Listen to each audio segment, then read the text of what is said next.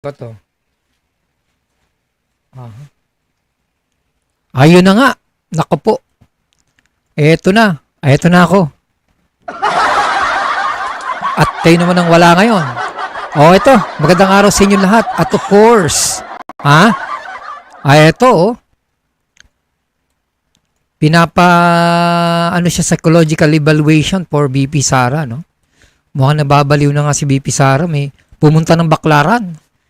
Ang ginawa sa Baklaran, nagsimba doon. Hindi ko alam, talaga nagsimba eh. Nagkakain doon sa may simbahan, simbahan doon sa may Baklaran, sa may paglabas. Ay, may mga photo naman tayo dyan. Pero pag-uusapan din natin, siyempre, yung kay Duterte, no? Yung yung kanyang tignan, unahin muna siguro yung kay President Duterte, tapos yung kay Sara, no? Parallel na lang. Yung mga violation ni Sara. Ayun, no, nagpunta siya sa nito eh. Ayan po. Bukas mayroong Quadcom eh. Ayan, no, pumunta siya sa Baklaran. Ayan, no. Nagpaano siya dun sa Baklaran. Kunwari, kumain siya sa mga mahihirap, ganyan. 'Di ba? Kahit marami siyang pera. 'Di ba? Milyon-milyon yung ginagastos, pero kunwari kakain dito. Ako ba? May style na naman si ayan Tama yung itsura niya, si BP Sara. Ayan siya. Nakakain-kain siya ng mga kung ano-ano. Ito yung mga yung violation dahil sinabi ng DOJ, si Crispin Remulla, it does not speak of sane and clear thinking of person. Iba na yun, nag-compose mentis of sound mind na yung pinakanggalingan. Buti na lang di siya tumakbo presidente, baka nanalo pa. Desecration of the dead yan. May violation sa revised penal code yun. Hindi rin nakakatawa yun. So, desecration of the dead, So, yung desecration of the dead, mukhang meron tayong problema doon sa definition ng word. Kasi, ang pagkakalam ko rin sa batas, desecration din. Kaso nga lang, napag-alaman ko na walang kasong desecration. Wala palang kasong desecration. May kasong desecration, pero yung ginawa ni Sara Duterte ay hindi nag-fall under sa desecration. Naku po. Pero, yung kaso niya iba. Ito yung tatalakayan natin dito. Kaya nga maganda kung manood ang DOJ dito, ang mga lawyer, ang mga prosecutor, para matuto kayo. Kasi, para matuto tayo pala. Di ba? Kasi ang DOJ, sinabi, desecration of the dead yan. May violation sa revised penal code, no? Desecration of the dead eh. So, si Steve Vicino po ay palakpakan ho natin, Maraming salamat kay Steve Vicino, kay Shiro, saka kay Willie Mike Lau. Hulo, kay Balong. Ayon. Si Bagyong Christine. Ayan, nagwalang pasok ngayon. Nagdeclare ang mga local government na walang pasok sapagkat itong Bagyong Christine ay naku po. Ayun po, bagyo tayo talaga. Willie Mike Lau, good morning po. Yan. Sa taas naman ng daan, Sa Batanes uli, sa taas eh. Pogi sir, yes sir. Sabing ganon, Pogi yes sir, Pang-apat na tong araw na nabunutan ako ng ngipin. Sorry at hindi ako nakapagla-live kasi ang sakit ng ngipin ko, At saka, ang hina ng boses mo, paano? Magla-live kasi nga po, masakit ang ngipin ko ng mga nakarang araw. Pinabunot ko, pero may masakit pa nga dito na iwan, Mabubunot ko na rin to ulit, Marvin Gical, Nahirati ako sa parang hindi tayo nag-upload na lang ako ng mga videos, Medyo mas madali kasi mag-upload, kaysa mag-live. Siyempre, pag nag-live ka, matrabaho yan. Kasi lahat gagawin mo, Marvin Gical, good morning, Sir Jim. Isang accept mo na Putin, Sir Jinping, Jung at Duterte dyan, sir. Sabing gano'n, nagre-request si Pogi. Joy Tabelea, good morning, sir. Marvin Jicale, never again, all Duterte's Snoop Dogs. Good morning, Ernest from Australia. Desecration of the dead yan. Yung desecration of the dead, sinabi nga dito, no? Na Sarah stress to throw Marcos Senior's body into WPS violates laws, Department of Justice. That desecration of the dead, there is a violation of the revised penal code. Justice Secretary Remulla said, no? So, yun yung ating merong pero siyempre So ito yung rason bakit ayaw magpapasok kasi wala nang ebidensya. ayan ang nangyayari sa mga pogo ngayon. Ito I naman don't yung wanna do this, but ito yung since siya na yung nagsabi, ah i-turn over ko na yung envelope. envelope. Siyam yan. Tagi The 50 envelopes mil. where the money was. Tagi 50 mil yan. So it's 9 envelopes. Nine. Kuha po yung Tapos meron pa yan. So Envelope? it says hope and the amount is there. Ayan, no? Kasi ang sakit naman Ang sakit, noon, oo. ordinaryo lang akong trabahante tapos inano ka ng vice president, di ba? It's very painful. Tanong Ito lang dito po, naman. would you also receive envelopes from Miss Shine Paharda? Parang ikinuwento ni Yusek Mercado, envelope containing cash. All right. Your Honor, Mr. Chair, no, I must be candid about this. I must say I did, but I didn't know Yan. because I was new in the department. I thought it was a practice of the department. I thought, the very first time I encountered that matter, sir, was sometime in April of 2023. Diyan na. I didn't know why I was summoned to the office of ASEC Shine, and then I was given an envelope, and it was later on I found out that there was money in it, but it was not because I was a back member or whatever yet, because I was not at that time.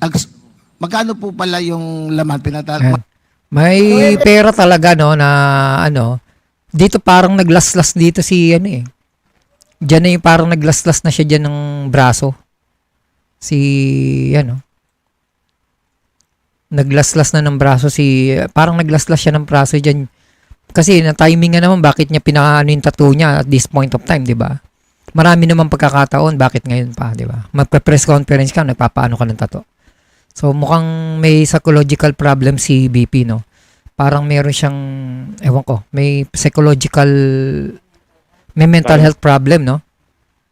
Kasi sinasabi nga rito. Parang naman ako magpe-presidente, no? Alam ko lang City Hall ng Oh. Davao. Yung Paano daw magiging may graduation, nandun ako sa bago. Paano daw magiging presidente? Ang alam ko lang Davao, yung munisipyo. Si Richard Gomez, gusto niya ipaba ng mga soda sa government offices.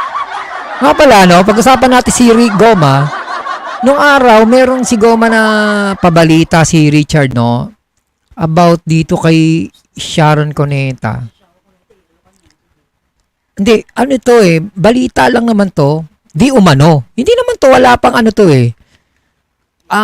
malaking balita ito noon Nahulihan daw ng droga or hindi ko alam kung marijuana siya or si Richard Gomez kasama si Sharon daw. Di umano, ha? At along EDSA ba yan or Makati? Tapos sinareglo daw yon. Tapos nakasama siya sa listahan. Tapos para mawala siya yata sa listahan, yata siya mad yung kay FBR. Mamayang ayaw sa droga, tapos tinanggal siya sa listahan yata. Si Richard Gomez. Nasa listahan daw ito Di umano, no? So, kay Garma, mas papaigtingin pa ni Garma yung yung Garma expected to provide more explosive testimony on Duterte's alleged role in EJK. Bukas yan. So, ina-expect daw na si Garma, mahaba to. Actually, mahaba ang balita ito. Nandoon sa may isa kong Pinas trending news sa may lang doon sa may community, no? Tinagalog ko na lang yon. Tagalog yon. At nawawala, ewan ko si ano nawawala, alam ko naka-detain ito yung si ano nawawala. 'Di ba? Ito yung invitation, no, ng there is a motion for us, no, to look into this, no.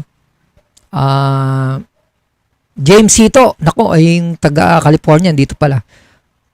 Ayan, ano, Committee on Dangerous Drug, Public Works, Human Rights, Notice of Joint Committee, no. Honorable Rodrigo Duterte. Dear Honorable Duterte, please be informed that the Joint Committee will hold public hearing in connection with this inquiry in aid of legislation on the date, time, and place indicated hereunder. Tuesday to October 22, 9:30 a.m., People Center Building, House of Representatives, Quezon City. Pupunta ba tayo rito, guys? Baka mamay, di naman siya umattend, no? Pero atin daw siya, sabi niya. In this regard, the Joint Committee respectfully invites you to attend said inquiry to provide valuable insight and shed light on the issue under discussion, particularly extrajudicial killings.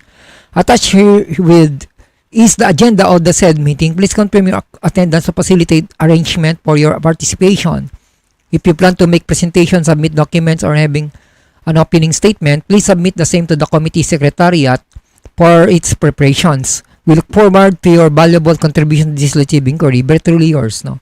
So, dito, nagbigay ng pahayag ang PRRD, dating Presidenteng Duterte, na siya i-attend, no? Dahil marami daw siyang isisiwalat. So, isa na nga sa isiniwalat, no? Ni pangalan nito. Hindi rin po ako papayag Ano ba yun? na utusan ako ng illegal. Talaga? At hindi rin po ako papayag na may mga reward system. Oh. Nabanggit rin po niya, nandyan po rin po yung reward na kanyang sinabi noon. Andiyan siyang 1 paningin. million po sa mga ninja cops. Patay. Pag buhay, kalahating milyon lang po. Oh, Pag talaga? lumaban, 2 million. 2 million, okay. Wala na akong sinabi. So, balikan natin yung violation. Balikan natin yung mga violation ni Sara, no? Desecration ang sinabi. Sara's threat to throw Marcos Sr.'s body into WPS violates laws, no? Itong kay Sara Duterte na ito, no, na sinasabi ng DOJ, no, ay mukhang hindi tayo, sang-ayon sana ako nung una, pero nung bandang huli, hindi, mukhang nag-agree ako, no? Nasa na ba ako? Nawala ako. Si David, no? Good morning, Ernest from Australia. Thank you, Ernest Rivera. David Odell. Hi, Sir Jung. Ingat kayo sa Pinas. Watching from Silicon Valley, District of California. Thank you, David Odell, no? From Silicon Valley. Pogi, akala ko nga, tumama ka ng loto eh. Akala ko nga, tumama ka na ng loto eh. Hindi mo ako tumataya. Kaya malamang tayong hindi tumama. Ernesto Rivera, Sara is very delicate and dangerous in higher position. Sabi nga nun. Watching from California, si James Sito. Watching, kamusta James, sir, si boss James Sito, ha? Psychotic, boa. Hehehe. Kung si Sara lang ipapalabas mo, wag na lang, sabi ni Joey Tabillahea. Melanie Enriquez, good morning, Sir Jung.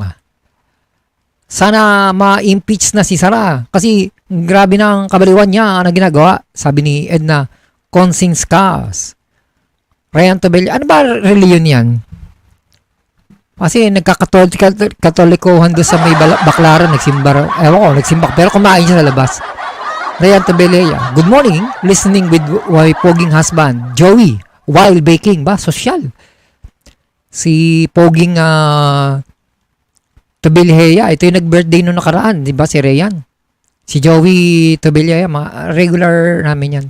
Melanie Enriquez, she is insane, sabi ni Melanie Enriquez, no? Yung mga ano natin, yung mga informer natin, ano? Importante yung mga informer natin, mga pogo-pogo natin, di ba? So, may mga salamat sa mga informer natin, ano?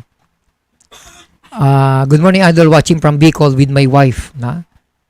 With my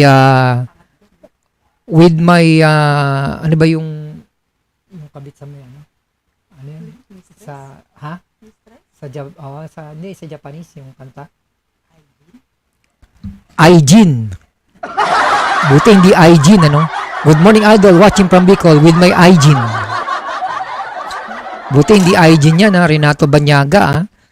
Masyado kang sa may pinagawa yata sa Sorsogon na parang parang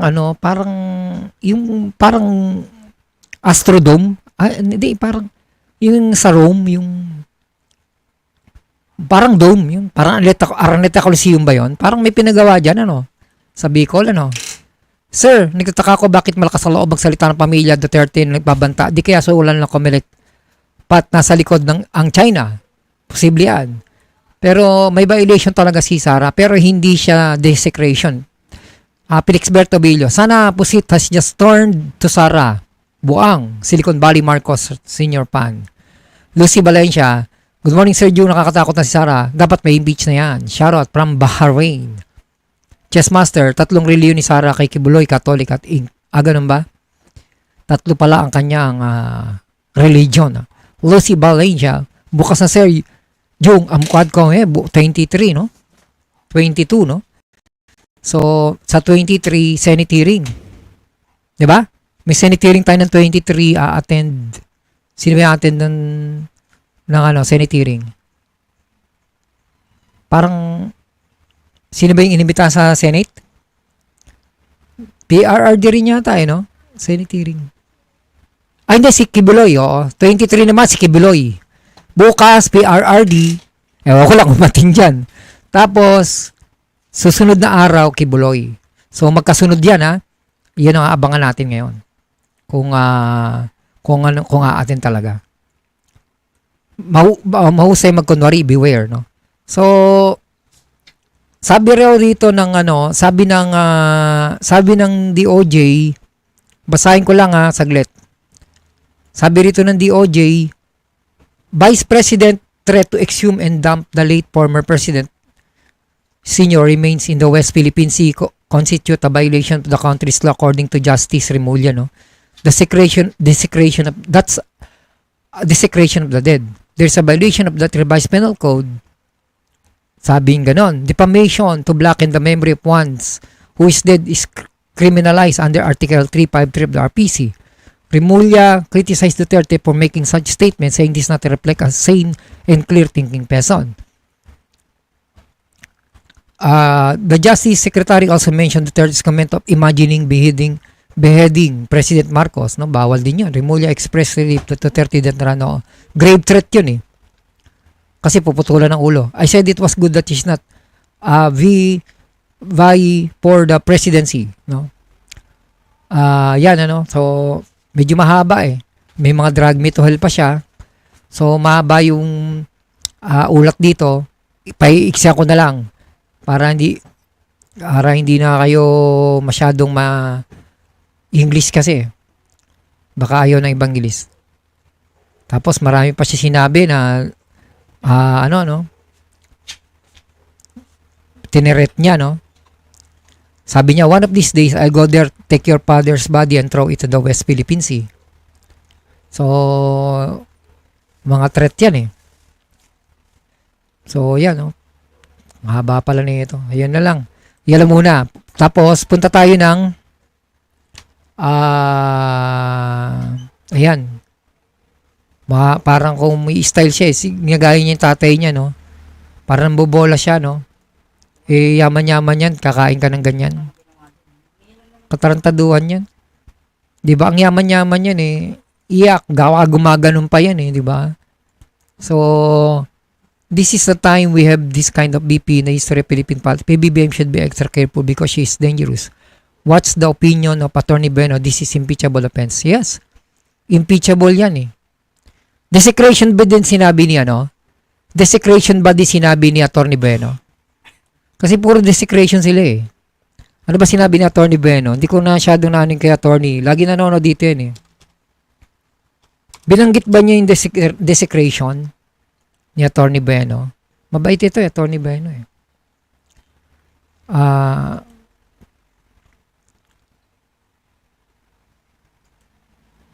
Titignan natin kung desecration, kung binanggit niya yung desecration, ha.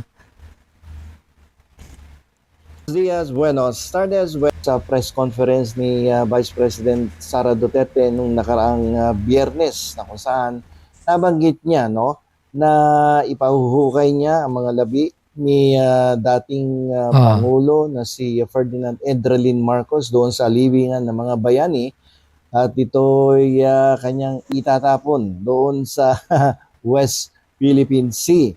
At dahil dito, ito po ay nag-generate ng mga negatibong reaksyon sa mamamayan, ay pwedeng gawing dahilan ang mga binitawan ni Sara Duterte nung nakaraang Biyernes upang makapagsampa ng isang reklamong impeachment doon sa House of Representatives. Kung maaalala ninyo, ng mga nakaraang episodes nung nakaraang buwan ay tinalakay na natin sa ating... Parang hindi siya impeachable, eh. Kasi ang impeachable, mga betrayal of public trust sa mga nandoon, eh. Yung mga pera na nawawala, yan ang alam kong impeachable offense. Pero yung mga ganito, hindi ito impeachable, eh.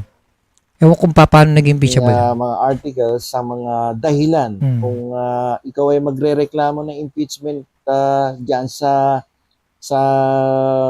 House of Representatives ay sinabi po natin ayon sa Section 2 Article 11 ng ating saligang batas na ang mga tanging mga dahilan ay betrayal of public trust, culpable violation of the Constitution, treason, graft and corruption, bribery, and other high crimes. Yan lang po ang mga dahilan na pwedeng gamitin ng isang nagre-reklamo against an impeachable official upang siya ay mapa-impeach diyan sa ating mababang kapulungan.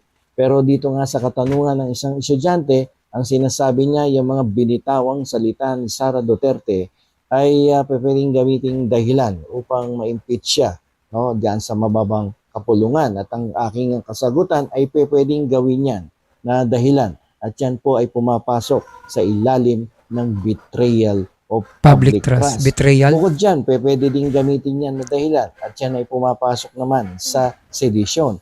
Kung mapapansin ninyo, itong sedition ay hindi nyo naman mababasa sa ilalim ng Article 11, Section 2 of the 1987 Constitution.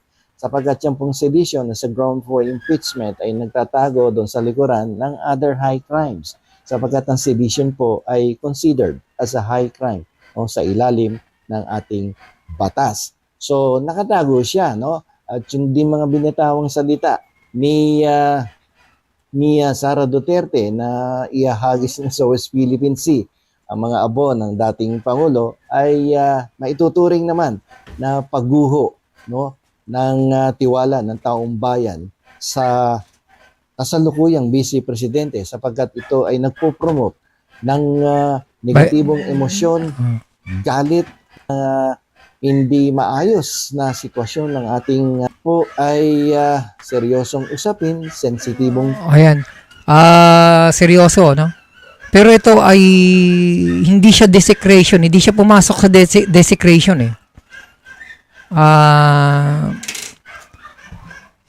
Hindi siya pumasok sa desecration. So, former President Marcos, a soldier, once fight for the Japanese War. Melanie Enriquez. Looking forward to hear duty crush to all congressmen. Felix Berto Villa. Pero ako, 50-50 ako dyan. Hindi a-attend yan, eh. 50-50 ako dyan. Parang hindi a-attend yan. Salita niya lang yung attend siya, pero hindi yan na-attend. Yun ang hula ko lang, Pero sabi niya atin siya, good morning po Sir Jung, Marlene Valencia. Pero ako, kasi knowing them, knowing Dutertes, hindi yan natin. Chess Master, marami na ako nakita katulad ni VP Sara may tama sa utak, sa mata at sa build ng body. Talaga. Marami na ako nakitang katulad ni VP Sara may tama sa utak, sa mata at sa build ng body. Alright. After na yung susuko, paki-explain mo nga yun, Chess Master. Sara, buwang PMA graduate asking for BBM watch is not credible. PMA shouldn't have so much pride, discipline, and respect for people in government position. Yes. Tsaka walang way na makapahingi ka doon ng relo, eh. Ano yan? Fake news yan. Bakit ka manghihiling ng relo? Ang ihilingin mo doon pwede, can I ask your watch? Ibig sabihin, ano ba yan? Can I have your watch? Tama ba yung ano ka? Can I have your watch? Can I have your watch ba yun?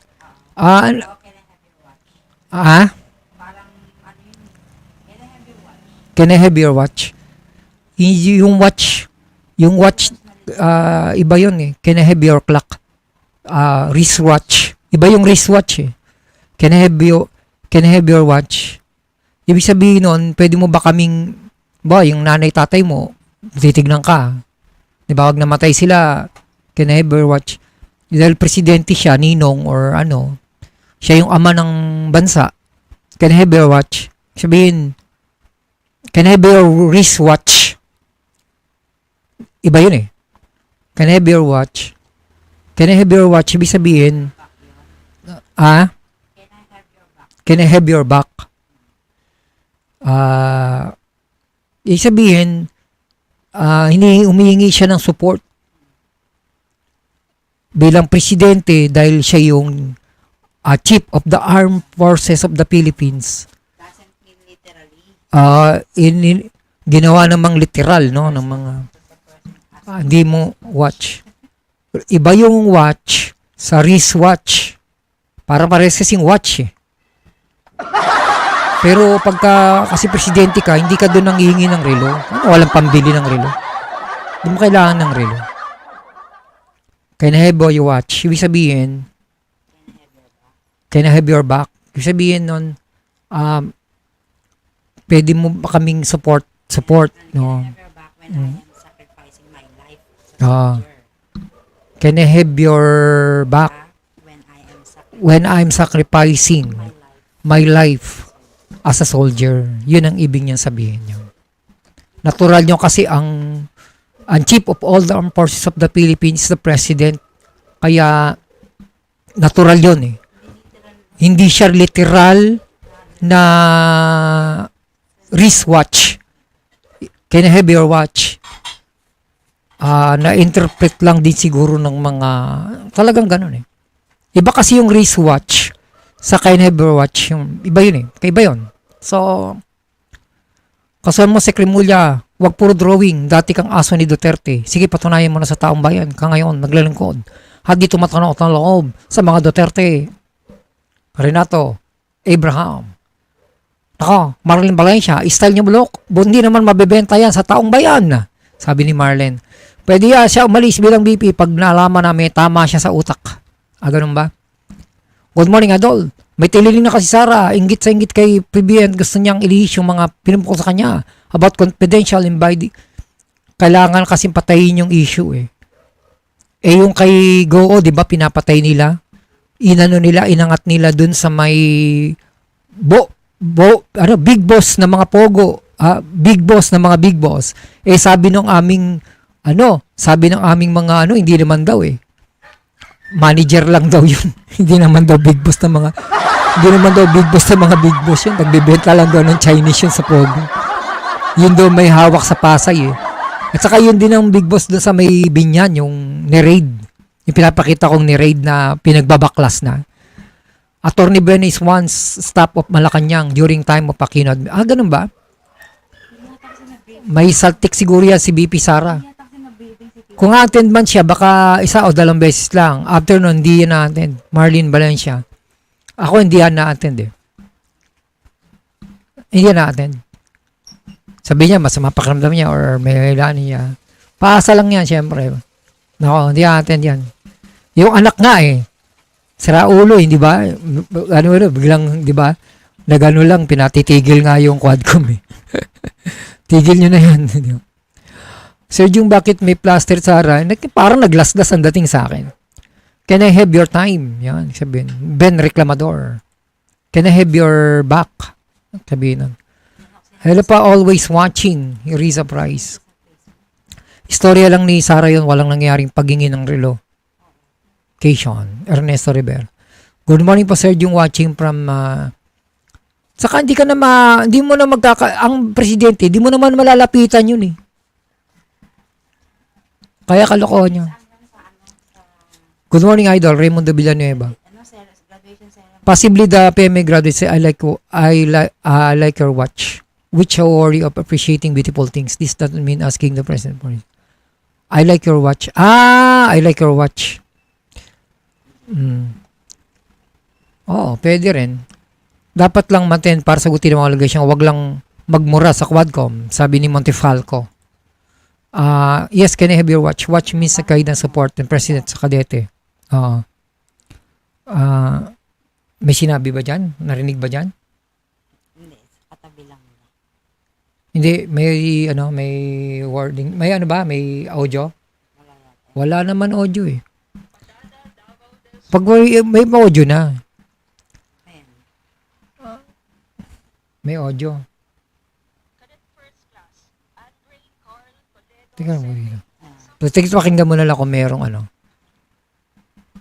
Pakinggan mo kung meron. May sinabi ba? May sinabi? Wala. Wala naman sinasabi, di ba? Oo nga. Siya yung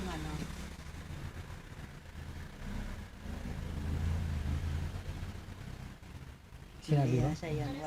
Bigyan mo yan? Siya. May sinabi ba? Wala naman ah. Hindi lang kasi hindi lang na-brief na-briefing si TBBM na yun. Na pag sinabing gano'n. Hindi yata siya nagturuan kung gano'n. Hindi siya na-briefing. Good morning, Sir Jung. Happy Monday to you. Rolando Cadiz. Sometimes symptoms of health disorder appear as physical problems. Chess master, ganun ba? Romy Scalera. Morning, Sir Jung. Yan. So, tingnan natin kung desecration nga ba.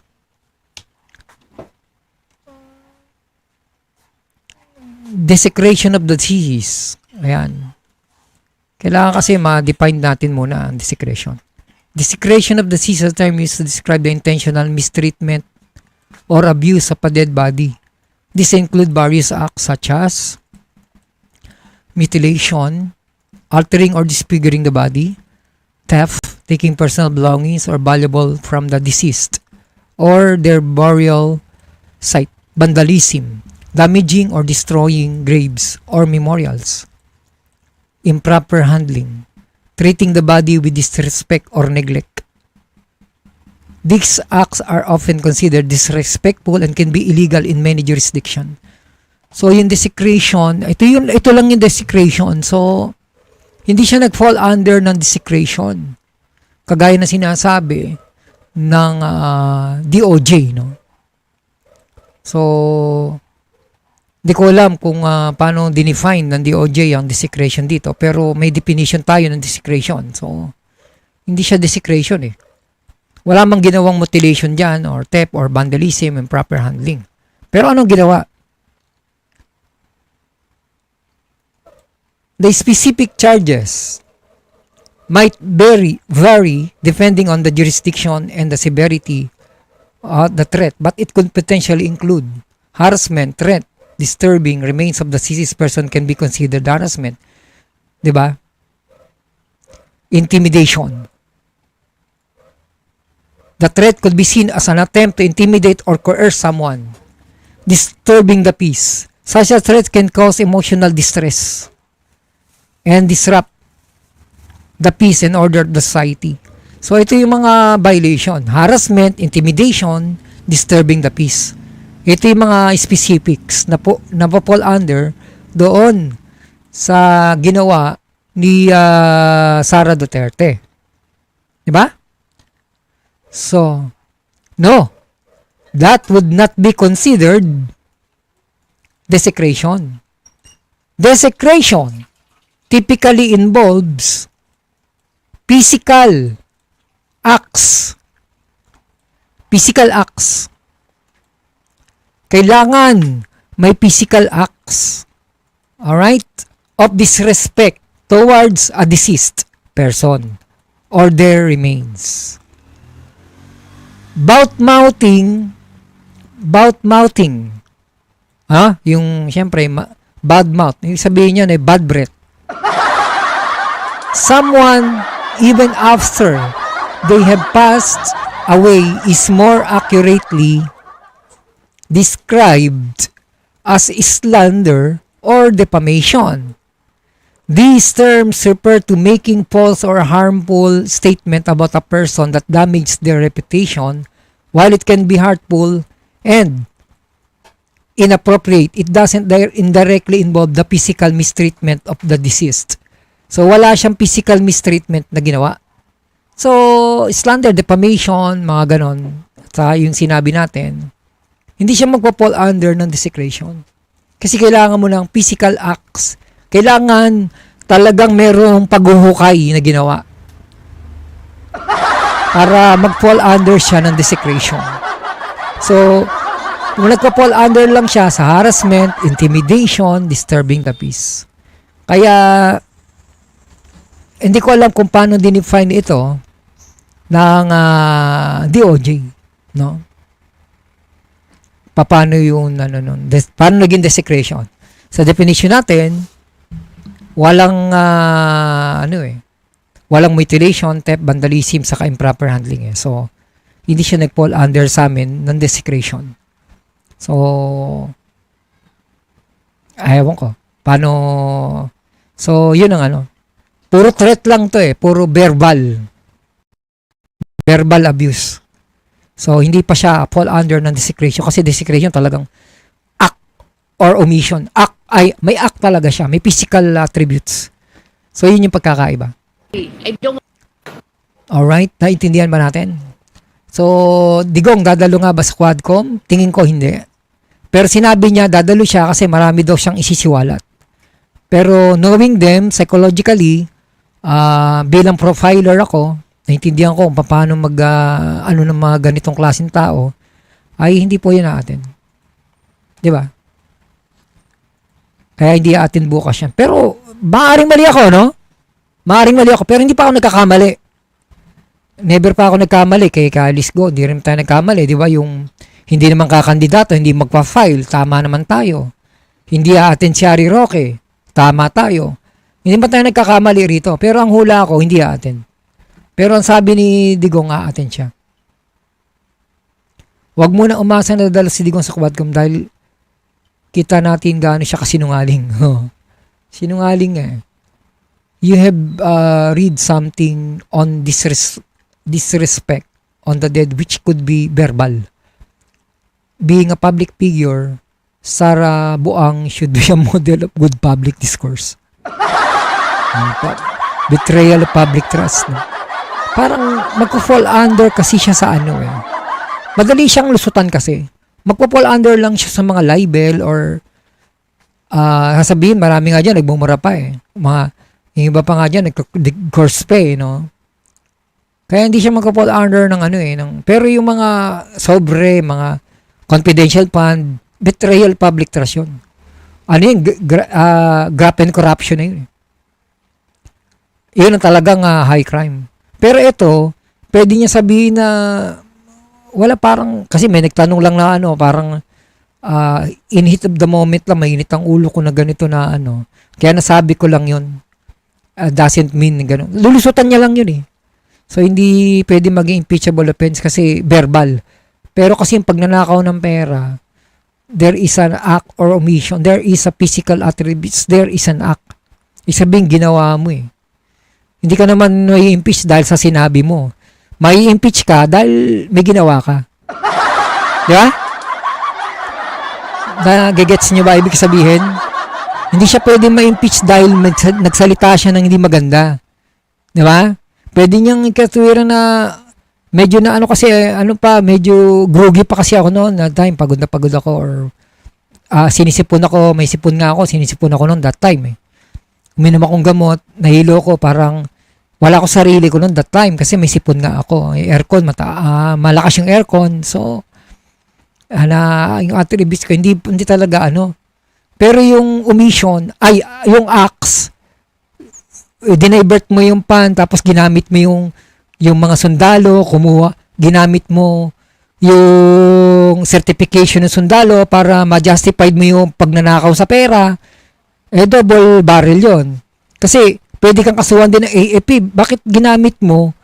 Bakit kami sinangkalan mo na AFP para dumami yung pera, para sabihin mo na meron kaming pondo 'Di ba? Yung ginagamit ng mga ano ba tawag doon, yung mga youth camp, mga youth ano ba tawag doon? Youth camp na 'yon, yung mga youth camping youth yung mga ganon. May yung program yan ng AFP. Hindi naman program yan, saka may pondo yun ng AFP sarili. Ginamit yun, yung milyon-milyon na yun, na certification, to justify na doon daw, nung tinanong, nagpondo ba kayo doon? Sa AFP, hindi naman din daw. Bakit nyo ginawang evidence? Diba? Misleading. So, yan, betrayal of public trust. Bakit sila nagpapasa sa DepEd ng mga ganun na para ma-justified lang yung 11 days na ilang milyon ang naubos, no? Ay magagamit sila ng mga just to satisfy. Ano ba palagay mo doon sa mga congressman? Tanga. Tatalino ng congressman. Baka sa Senado makalusot sila, pero imposible sa congressman. Kasi matatalino yung congressman natin Puro lawyer ang nandoon. Puro congressman, mayor, governor, galing din sa AFP. Alam nila yung sistema ng AFP. Alam naman nila yung mga pulis ang nandiyan dyan sa PNP, Armed Forces. Di ba? Si Busita pala, tumakbong senador na ano ko yung pangalan Hindi ko na yan. Si Marcoleta, sino ba yun? Pumasok din si Gamboa, si Maynila, sino ba yan? Models of Manila? Models? Pumasok Francis Leo Marcos, narinig ko yung mga pangalan nila, mukhang pasok Also, I heard you read defamation, which verbal, anyway, ayun, puro verbal lang, hindi ka may impeach sa verbal. Diba? Hindi ka may impeach, pero pag may ginawa ka na, that is impeachable offense. May ginawa kang betrayal of public trust. May ginawa ka. Hindi ka mahusgahan sa sinabi mo, kundi sa ginawa mo. Dahil criminal act Although you have a criminal liability in utterance words, verbal, pero yun sa mga oral defamation, mga ganon, defamation, libel, slander, intimidation, grave threat, grave coercion, grave threat, something like that, in that effect. Yun yung violation mo. Yun ang violation ni Sara Pero hindi yun impeachable offense para sa akin Kasi puro verbal yun Kung titignan ko ang saligang batas, bilang ako matagal din nagturo ng saligang batas, hindi siya magpo-fall under. Kasi sinabi lang naman niya Madali niya lusutan yun Kung katulad ko siya ka-utak. Kung parehas kami ng utak ni Sara. Abogado siya, di ba? Sara Duterte is a lawyer. Pwede siya. Ang asawa niya, lawyer din. Di ba? Pwede niyang ikatuwiran lahat yun. Tinuruan Malaking kaiyahan sa ating bansa na meron tayong balahura at bungangera. Kung gaano karumi ang bawat salitang lumalabas sa bibig ni Sara, ganon din kadumi ang nilalaman ng puso niya. Sabi ni Ramiro Feliciano. Sabi ni Danny Santos, talagang hindi dadal si Digong sa kwadiring dahil loko ito at sinungaling.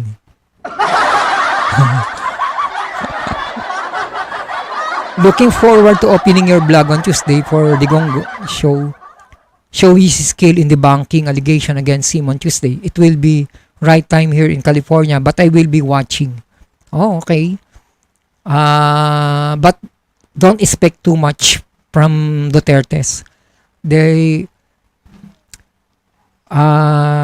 words is their not life. They're not life.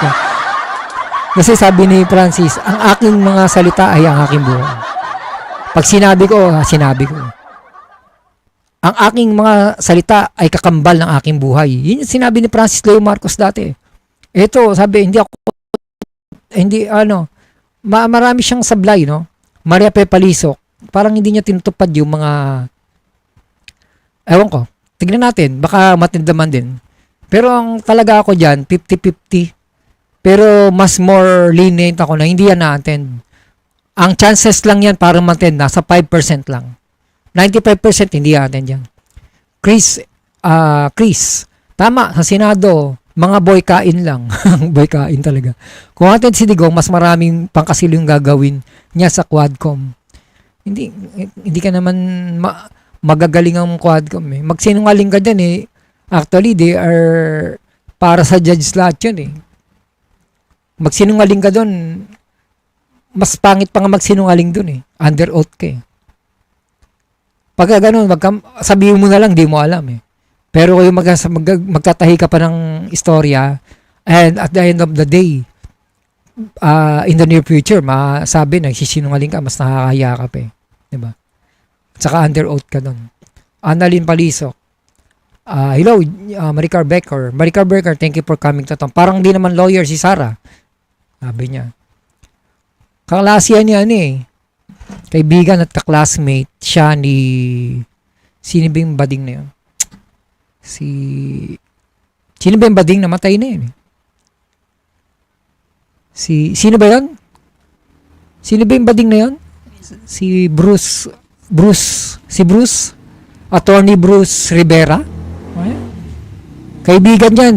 Magka-classmate yan eh. Attorney Bruce Rivera. Di ba?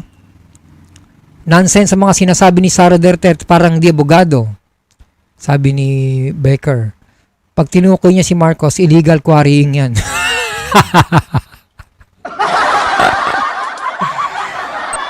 Pag tinukoy niya si Marcos, illegal. Napatawa ako ni Joey Tobillea. Napatawa mo ako Napatawa mo ako rin. Hindi ko na-expect yan Thank you sa joke Yung pala, hindi pala joke yan. Seryoso pala siya ron Illegal quarrying talaga Pumunta kami dyan sa libingan ng mga bayani.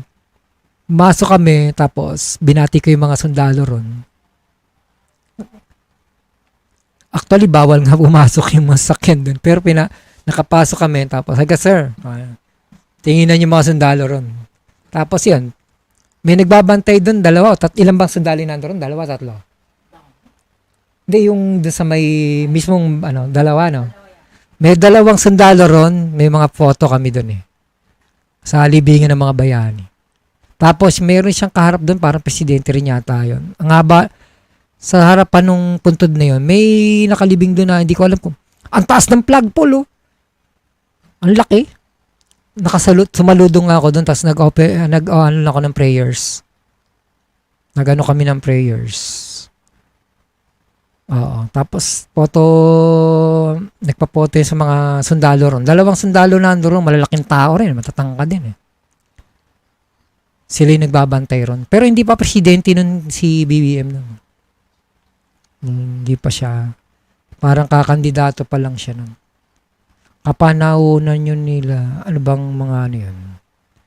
Parang si Santillan nun. Yung nabaril pa si Santillan nun Panahon yun nung yung Comelec, di ba si Attorney Glenn Chong, tinambangan yung kanyang bodyguard na si Santillan. Yung time na yun, pumunta kami sa libingan ng mga bayani. That time, Good morning, Sir Jung Xiaofei, thank you for coming to town, Yung mga, kumusta dun sa China, ano bang balita natin yan? Mga gahaman sa salapi, pero halagang 1K lang dagdag ng senior sa SSS hindi pa maibigay, sabi ni Nida Aperacho. Chris, don't believe on Duterte is pathological liar. Sir Jung, good morning. Marites Labrador. Grabe kaloka, BP ng Pinas, parang nalipasan ng gutom sa mga revelation niya. Napaka-unprofessional. Nalipasan talaga ng gutom.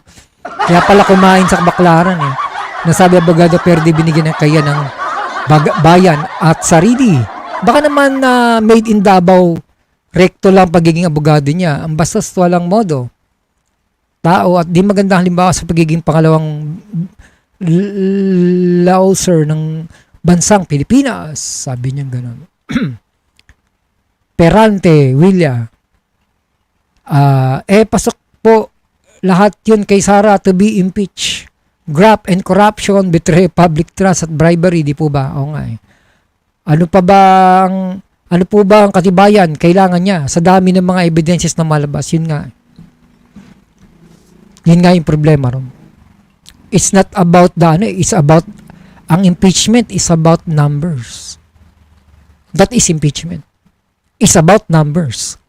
And she knows that she will be impeached. Definitely. Because impeachment is about numbers. Botohan yan eh. Hindi naman, ang impeachment, di ba botohan yun? Botohan ng mga senador yun kung may impeach ka o hindi. Pagka napagbotohan ka doon na may impeach ka, you're impeached. Parang ganyan na yan, di ba? Oh, paano yun? Di ba? Magiging problema niya ron. Pinasa siya sa law kasi papatayin pang di ipinasa. Pinasa siya sa law kasi pagpapatayin pag di ipinasa. Sabi ni Reggie. Hindi, baka naman matatalino, mauutak nga yung mga Duterte, matatalino sila eh. Baka naman talagang pumasa. Tingin ko pumasa yan kasi tatay niya lawyer eh. Malamang siya din lawyer. Pinapasa siguro yung bar exam siguro. Matatalino, mauutak nga eh. Magugulang nga eh. Dapat pababain na sa pwesto Sara kasi nakakatakot ang pag-ugali. May pagka-criminal minded. So, yun nga, yung confidential fund siya na sumabit talaga. Confidential fund ang nagpasabit sa kanya. Hindi niya talaga ma-explain confidential fund. Nagsanga-sanga pa yung problema nila ron kasi nadamay pa yung AFP. Malaking problema ngayon ni Sara doon kasi tinanggi siya ng AFP na may pondo kami sarili. Hindi naman kami pinupondohan ng Vice President. Dahil may pondo ang para sa particular na youth camp eh. Team building na yun eh, mga youth Ano yan ang AFP talaga? Program yan. At may budget ang AFP. Diyan di manghihingi yan sa Vice President. Million-million ang pinag-uusapan eh. Parang ang nagpondo ng ng youth camp ang Vice President. Through coordination, sila nagpondo. BP. Yun ang pinapalabas eh. Doon napunta yung pera eh. Kaya naubos agad eh. Tapos yung yung ang tawag dito? Yung pag-usapan natin yan hindi ko pa lang inaano kasi hindi pa naman tapos yung investigation. At hindi ko pa siya mabigyan ng reaction. Pero pwede kong bigyan ng reaction yan. Yung sinasabing confidential fund.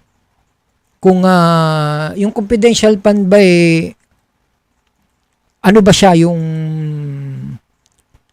na-audit ba yun?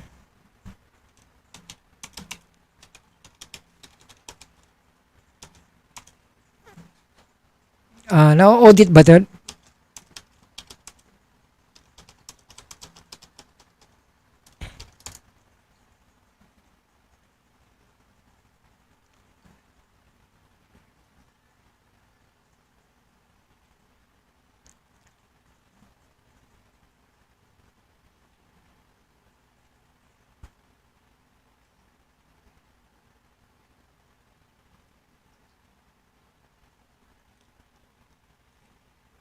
Kasi pagka confidential fund siya di ba? Hindi basta-basta. Siguro meron siyang certain na limited access siya no? So titignan pa natin yung confidential fund no? Kasi pag-aaralan ko pa yung confidential fund. Pero at a glance pwede siya talagang meron lang siyang kasi 'di ba? Kailangan mo pa rin i-audit. Sana punta yung pera, 'di ba? Kailangan mo pa rin i-explain sana punta yung pera. Kahit hindi mo babanggitin yung mga ahente sa mga agent. Hindi mo na kailangan banggitin kung sino yung mga ahente. Kailangan yung function lang nila. Ano ba yung mga function nito? Bakit kailangan nyo ng ahente? Para saan yung purpose nun? Yun. 'Di ba? Purpose lang. May ahente kayo. Ilan tong ahente ninyo, 'di ba? Pero hindi na for public consumption. Basta sa auditing lang meron kayong funding na ganito, ilan ang ahente nyo, paring hindi na sabihin, bakit ganon? Vice President, ikaw lang yung kauna-unahan na Vice President na nagkaroon ng confidential fund. Yung ibang Vice President naman, wala namang confidential fund. Tapos ikaw, ang laki-laki ng confidential fund mo. Para saan yun? Dapat pababain na sa pwesto si Sara na sobrang nasa talino kaya nababaliw na o baka naman lahi nila si Raulo nasa DNA ano. Minsan meron pagka may saltik din no. Yung siguro matatalinong tao talaga may saltik talaga minsan yan. Sergio, ask ko lang, kung nakaipon na ba ng mga ebidensya ang Senado at Kongreso, sa DOJ ba dadali ng mga ebidensya? Usually, yan yung nagsasampa ng kaso DOJ, no? Ombudsman, di ba? Ganon. Depende sa kaso Pagka Regional Trial Court, Criminal Act, at sino yung nag-violate, kapag public dapat ombudsman no? 'Di ba? Tanod bayan, mga Sandigan bayan, ombudsman. Kasi during your course as a mayor, 'di ba? Ganon. Ombudsman 'yung dapat Pagka private, 'di ba, RTC, Regional Trial Court, 'di ba? Parang ganon. Usually, DOJ magsasampa, tapos isasampa sa Sandigan Bayan or sa Ombudsman, isasampa sa RTC, ganyan. Pag di nga pumalakpak patay kasi 'di ba aanuhin niya ng prosecutor, 'di ba? Public prosecutor, DOJ. Rejay, pag di nga pumalakpak patay Hindi pumasa sa bar si Sara, natatakot na di siya ipasa at papapatay sila. Sabing ganun ito Masito. Sara, bigyan ng jacket yan. Mental straight jacket. Joker talaga. Pinangatawanan talaga nito, illegal quarrying. Tawa ako sa illegal quarrying, Kasi ini-imagine ko yung illegal quarrying. Kasi si Villar, nung araw, si Villar, si Crescentia Villar, di ba? Nagwawala-wala si Cynthia Villar ngayon doon Gusto mga gwardiya, kaway niya. Sinisiraan si Aguilar, si Cynthia. Kasi itong si Villar, Manny Villar, nagdi-deliver siya parang quarrying. Hindi kasi sinasabing illegal ang quarrying nila. Parang yan ang negosyo niyan quarrying. Yung bato, ano ba tawag doon? Yung mga graba. Nagbibenta ng graba yan sa subdivision Nakita niya na yung mga gravel and sand na binibenta niya doon sa mga construction na gumagawa ng parang malaki kita. Sabi niya ganun, parang yung mga gumagawa ng subdivision, parang yung mayaman. Dami lang subdivision. Ba't di kaya tayo magawa rin ng subdivision? Diba? May anak yan si Camille. Gumawa siya Camellia Camellia Homes. Yun di ba yung una, mga Carissa, mga Camille. Kay Camille, di ba? Gumawa sila yung Camellia. Yun. Doon sila yumaman Kasi sila yung nagdi-deliver ng mga mga bato, grabe. Hindi kasi nasabing illegal quarrying yung ginagawa nila. Doon sila, yun ang naging susi, nagpunta sila sa housing. Kaya ang ginagawa ngayon ng SM, namimili din ng lupa, pati mga resort, binibili ng SM. Lahat na nga binili ng SM pati nga Harrison Plaza, binili, lahat. Lahat ng mga naluluging negosyo, ang dami ngayon dito, mga Chinese, mga supermarket nalulugi, bibilin siguro ng SM yan, tapos gagawing SM, i-convert ngayon ng SM na, kung ano-ano na ilalagay doon ng SM. May tawag sila doon ano ba yun? Supermarket na Ano ba yung supermarket ng SM? Ano ba yung supermarket ng SM? Yun, gagawin nilang hypermarket, di ba? Yung iba naman, yung Pure Gold naman, ganun din ginagawa. Ngayon, ang dami mga Chinese na dito, pupulasan Nakita ko Nagsasara na sila Unti-unti na nagsasara kasi, alam ko, parang funding ng Pogo yan So, yun na. Napunta tayo sa Hindi na kailangan siraan ng Duterte. Sila sa sarili nila. Si Duterte mo na anak sa ugaling kriminal sa hanggang sa bibig na nila lumalabas ang pagkatao at ugali meron silang pamilya Duterte. Sa akin okay lang magmura-mura, magmasama ang bibig, wag lang yung masamang ginagawa. 'Di ba? Okay lang 'yan eh. Kaso nga lang may yung confidential fund. First time tayo nagkaroon ng confidential fund, ang laki. Ang laki ng confidential fund niya. Hindi naman siya AFP, 'di ba? Bakit may confidential fund ng DepEd, 'di ba? Hindi kailangan ng ano 'yan eh, ng BP yan eh. May certification galing AFP. Oh, 'di ba? May safe house pa. O nga, may mga safe house pang nalalaman eh. Eh halata namang inimbento lahat 'yon. Para lang ma-justified nila yung 11 days na 135 million ba yung inubos no? Hindi siya matalino, sabi ni Malia Enriquez. How about her intelligence and confidential fund she had when she was mayor?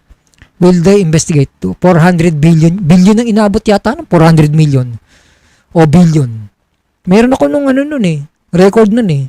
Yung mayor siya. Pwede. As a mayor. Pwedeng imbestigahan talaga yun. Nung mayor pa siya. Kasi may confidential fund din siya dun eh. Sila magkakapatid. Puro may confidential fund. Gumawa lang na intriga si BP Sara para malisang usapan sa korupsyon ng CF. Confidential fund, na booking na marami ng testigo. Siyempre, kailangan misdirection. Kailangan ibahin mo usapan. Huli ka na, di ba? Pag sino umutot, ay nga pala, taga saan ka nga pala? Kasi sino yung umutot di ba? Eh, ikaw yung umutot, sasabihin mo, ay, di, ang ganda-ganda naman ng t-shirt mo ah. Eh, ibahin mo yung usapan, siyempre. Di ba? Ba't mo mag-uusapan yung confidential fund? Banatan mo, kalaban mo. Yan, si Martin na yan. Romualdez, kaya imbestigan yan. Sabi naman, inuulot naman ni pangalan nito? Inuulot ni Nako, nasumobra na ako sa oras. Ito si Harry Roque, taga-ulot. Yung sabihin, taga-tulak. Sabing gano'n ni Harry Roque. Kailangan maimbestigan yan. Yung si kay Martin, yung kay Martin Romualdez na meron daw suhol, di ba? So, iniiba niya eh. Para yung, ma-divert. Dinadivert niya yung topic eh. Dinadivert niya eh. Lalong lalabas ang baho ng Duterte sa Davao kapag nanalo ang Nograles. Naku po. Oo nga.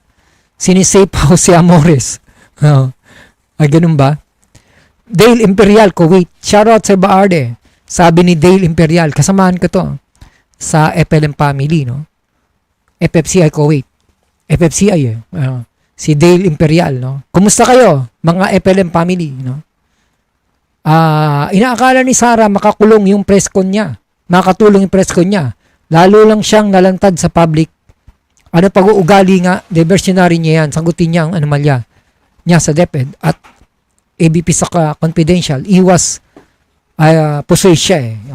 So, yun lang po muna at maraming salamat sa inyong lahat, no? Sa ngalan nila Mike Lau, nila Steve Vicino at Shiro Sankey, there is a motion to suspend our hearing, no? Our live stream for today's hearing. Is there any second motion? Is duly seconded? Is there any objection? No objection so far, so it is approved, no? The Quadcom, our committee will approve the short suspension of our live stream. Thank you and God bless you always. Happy Monday, guys. Happy New Year. Merry Christmas. Happy Valentine's. Ano ba yan? Happy Undas. Happy St. All's. Happy Halloween. Everyone, guys. Thank you so much. I love you all. Yun, no?